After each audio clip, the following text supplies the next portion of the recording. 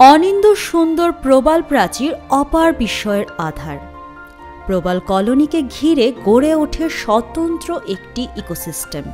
এখানে বাস করে নানা প্রজাতির মাছ সহ বিভিন্ন ধরনের সামুদ্রিক প্রাণী।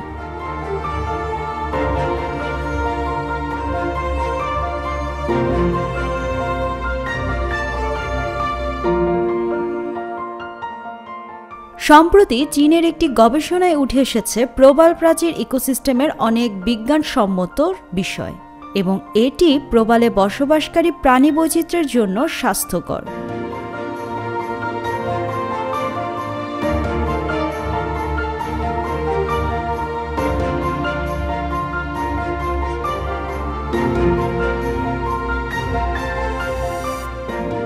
প্রতিবেদনে উল্লেখ করা হয়েছে যে এখানে কোনো বড় আকারের প্রবাল ফ্যাকাশে হয়ে যাওয়া বা প্রবাল ব্লিচিংয়ের কোনো প্রমাণ পাওয়া যায়নি।